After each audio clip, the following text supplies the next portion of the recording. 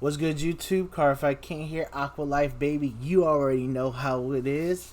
So we got some more Aqua Force reveals. I'm very, very happy, very interested in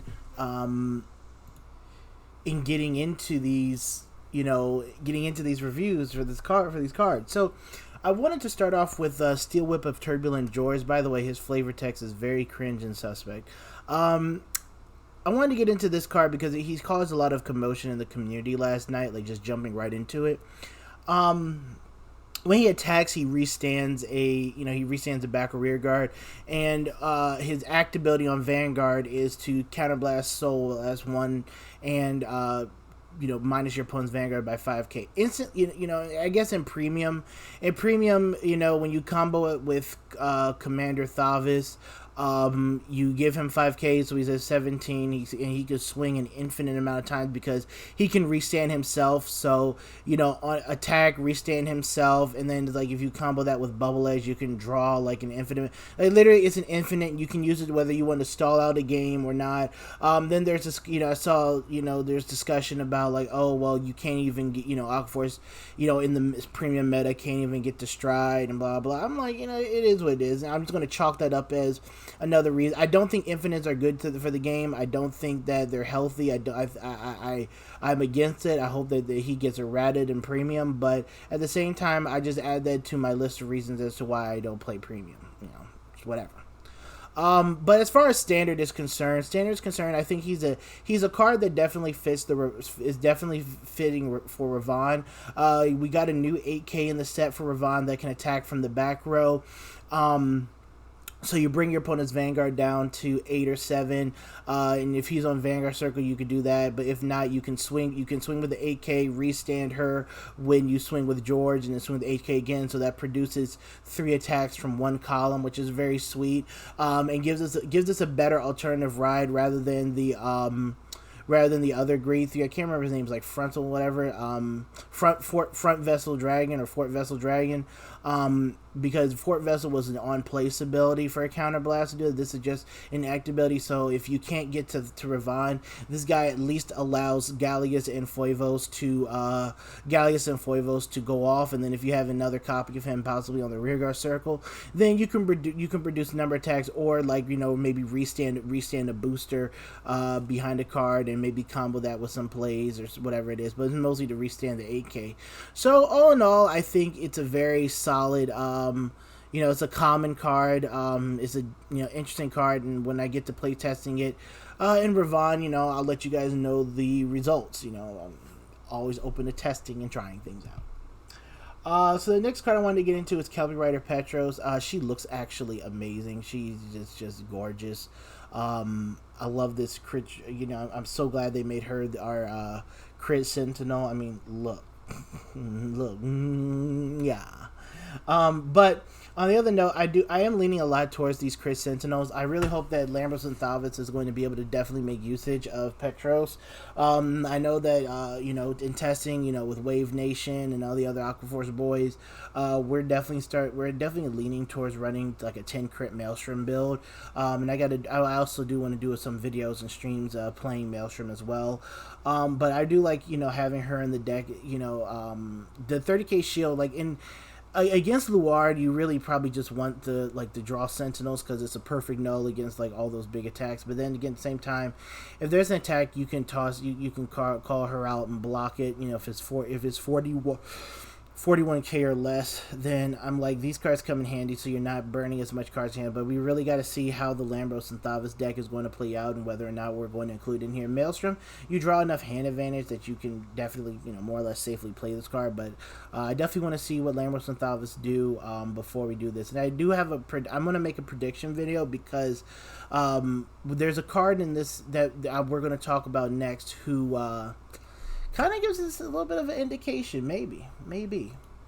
That's going to be Terrific Coil Dragon. Now, first and foremost, first thing you'll see when you see Terrific Coil is that he looks like Rayquaza's cousin. Rayquaza is a Pokemon. Second off, I really like this card. He's our grade 2 triple rare of the set. I really, really like Terrific Coil Dragon. I mean, give me 4 of this card, please. So in his flavor text, if you survive foolishly, you'll invite the wrath of the dragon. I love this card. So what he does is that when it's stand by a card's ability, he gets 5k till the end of turn. Now, that 5k is a static 5k to the end of turn. It's once per turn, so he is a 14k.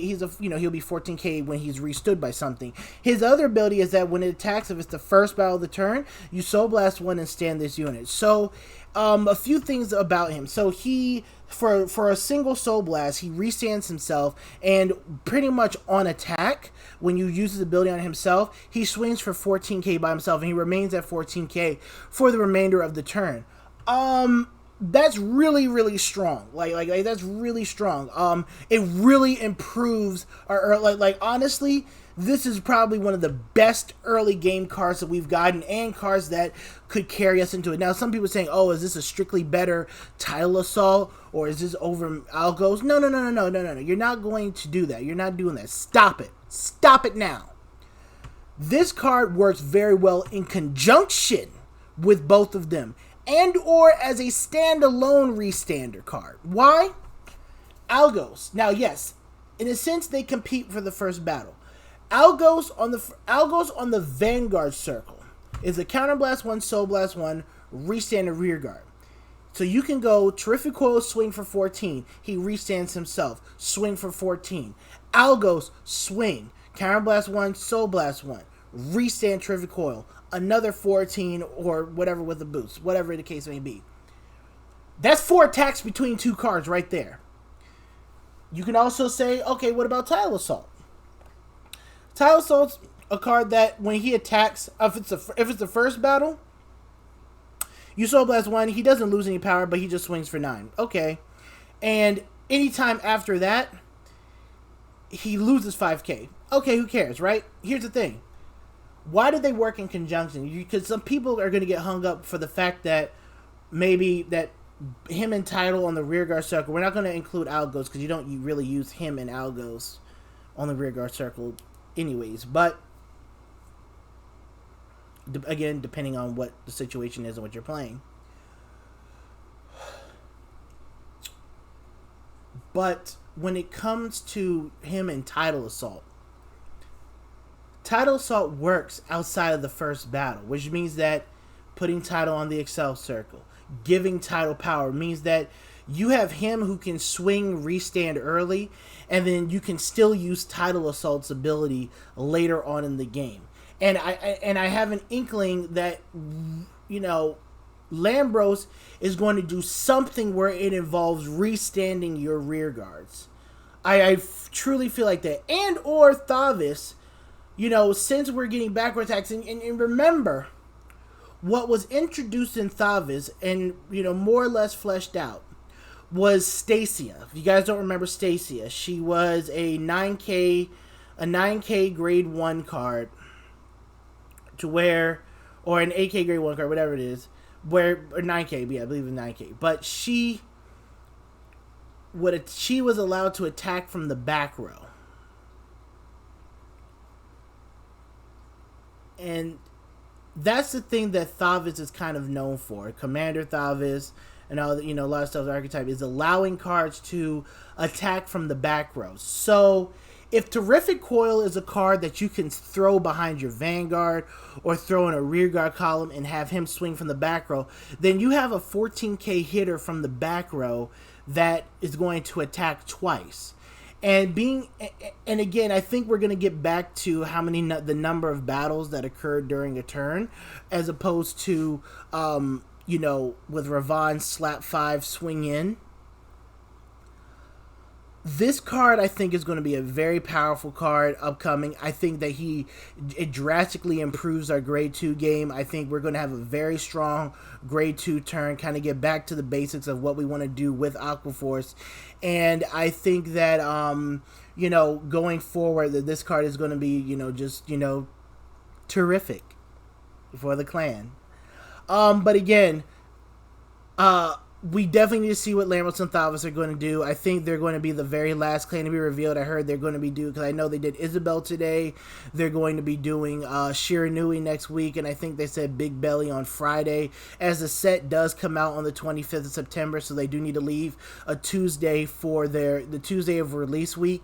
They were going to be leaving that for like the high rarity stream, so I think, yeah, Lambros and Thavas are going to be the last cards revealed from the set. Definitely expect a video, definitely expect a lot of hype for it. We're going to be trying to build the deck early. We're going to just, kind of just do a lot of analysis for everything. So definitely stay tuned to the channel. We got a lot more Aqua Force coming up.